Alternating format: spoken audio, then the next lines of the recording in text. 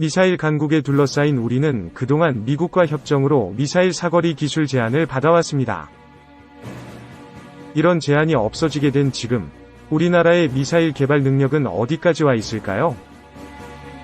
우리 군의 주력 탄도미사일인 현무2C는 사거리 800km의 탄두 중량은 최대 2톤에 달합니다. 북한 전역을 사정거리로 두고 있으며 북한 핵미사일을 선제 타격하는 킬체인의 핵심 전력입니다. 탄두 중량 500kg 이하로 지침의 제한을 받지 않는 순항미사일 현무3C는 이미 사거리가 1500km에 달합니다.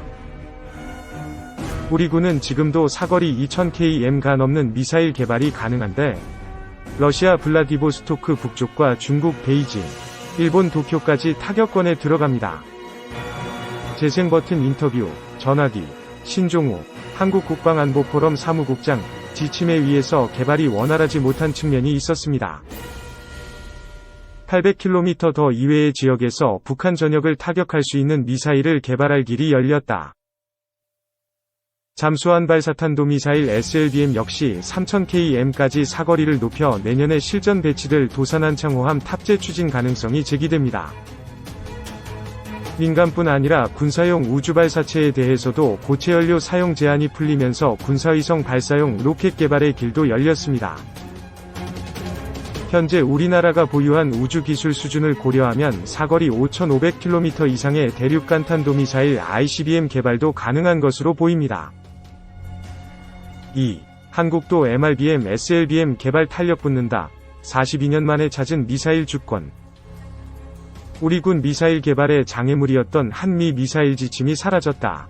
사거리 탄두 중량 제한 해제로 미사일 주권을 42년 만에 완전히 회복했다는 평가다. 미사일 개발의 탄력이 붙게 됨에 따라 중국 등 주변국도 향후 타격 범위에 둘 수 있어 군사적 억제력도 강화될 것이란 기대가 나온다. 한미 미사일 지침은 1979년 10월 만들어졌다. 우리가 북한의 위협에 맞서 독자적으로 미사일 개발에 나서자 동북아 군비 경쟁을 우려한 미국 측이 기술 이전을 조건으로 지침 마련을 요구했다. 당시 규제에 따라 우리 군은 사거리 180km, 탄두 중량 500kg 이하의 미사일만 보유할 수 있었고, 연구 개발에도 미국의 눈치를 봐야 했다. 이후 북한이 무력 도발을 해올 때마다 지침 개정을 통해 사거리 탄두 중량 제한 완화가 이뤄졌다. 한미 두 정상이 회담에서 미사일 지침 종료를 선언하면서 마지막 남았던 사거리 제한과 군사용 로켓에 대한 고체연료 적용 제한 규제 모두 사라지게 됐다. 이번 미사일 지침 종료로 북한만을 바라보던 안보 국방 정책에도 변화를 가져올 것이란 분석이다.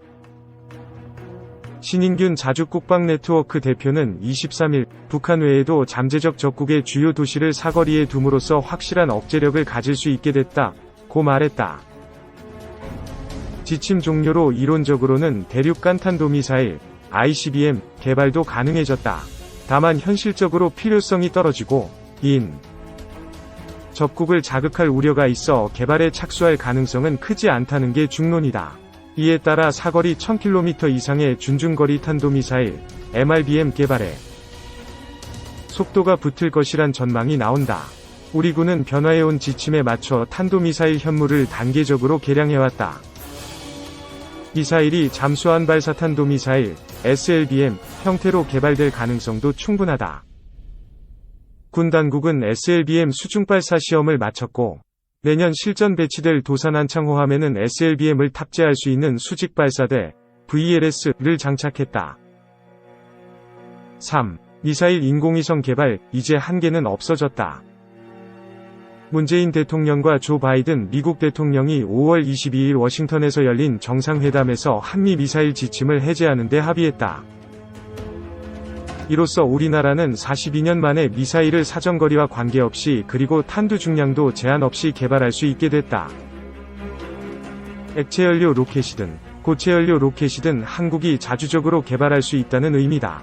미사일 탄두 무게와 사정거리 제한이 걸려있던 한미 미사일 지침은 1979년 미국의 통제 아래 미사일을 개발하겠다는 약속을 하는 바람에 미사일 사정거리를 마음대로 늘릴 수 없었던 게 핵심이다.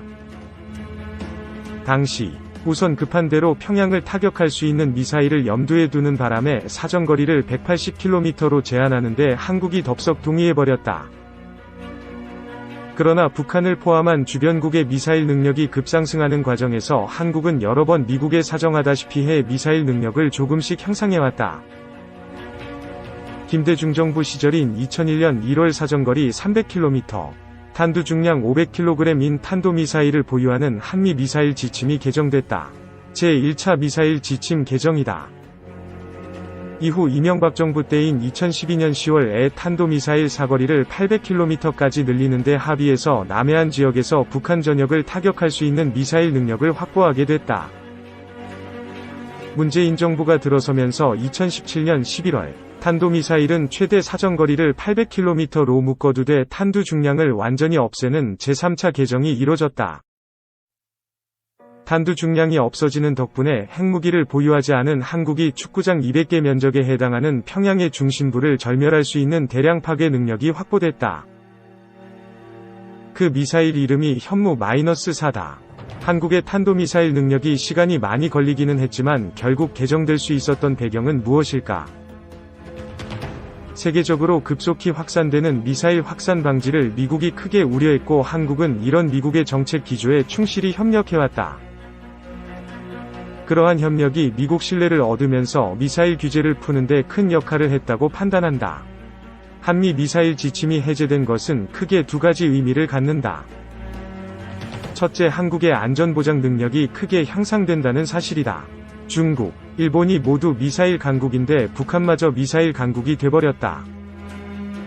이제 한국도 이에 대응해 미사일 강국이 될 수 있게 됐다. 사정거리 800km를 넘어 2000에서 3000km의 미사일 능력을 갖추면 한국 주변국이 한국을 함부로 볼 수 없게 된다. 군사력으로 나라를 지키기 위해 탱크, 대포, 군함, 전투기 등 모든 종류의 무기체계를 마음껏 보유할 수는 없다. 엄청난 국방비가 들어가고 국민은 무거운 세금에 시달려야 하기 때문이다.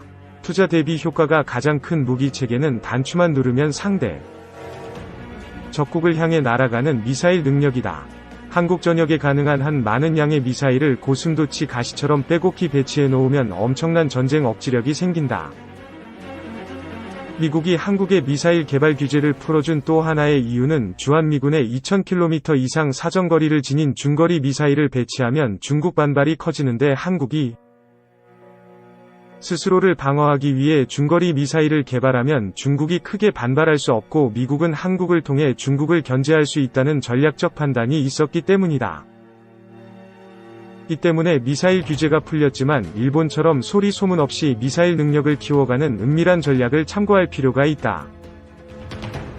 사정거리가 얼마나 된다는 사실을 말할 필요도 없고 조용히 한국의 안전보장을 위해 미사일 능력을 향상시키면서 한국 미사일이 대단히 정교하고 우수하다는 인식만 심어주면 된다. 동시에 한국 미사일이 1000km 이상 목표물을 오차 범위 30cm 이내로 원점 타격하는 게 가능하려면 미국의 군사용 GPS, 전지구적 측위 시스템, 정보와 연동될 수 있도록 한국판 GPS 시스템을 하루빨리 구축해야 한다. 두 번째는 산업경제적 파급 효과다. 한국은 현재 75T 추력의 엔진을 4개로 묶어 300T 추력을 내어 1.5T의 인공위성을 지구 궤도에 올릴 수 있는 누리호를 개발하고 있다. 지금은 액체연료 로켓인 누리호에 고체연료의 보조 로켓을 붙여 보다 더 큰 인공위성을 올릴 수 있는 구조가 아니다. 그러나 다음에 누리호 규모가 커지면 고체연료 보조 로켓을 옆에 붙여 무거운 인공위성을 올릴 수 있게 된다. 일본의 기관 로켓인 H-2A 로켓은 최대 4개의 고체연료 로켓을 붙여 무려 16T의 인공위성을 올릴 수 있다. 그래서 지금도 국제우주정거장의 우주비행사들이 먹을 밥과 실험시설들을 수송하고 있다. 세계가 놀라는 일본의 우주 능력이다. 사정거리 관계없이 필요에 따라 고체연료 로켓 즉 미사일을 많이 개발하면 방위산업이 활성화되는 데 도움이 되고 미사일 가격도 지금보다 상당히 저렴해질 것이다. 더불어 미사일 외피 즉 로켓 연료통에 대한 소재 기술도 발전할 것이다. 로켓 연료통을 가볍게 만들어야 똑같은 규모 로켓으로 무게가 더 큰 인공위성이나 탄두를 실을 수 있다. 그래서 일본은 알루미늄, 탄소 섬유수지, 베타 티탄 합금 등의 신소재를 접목하고 있다.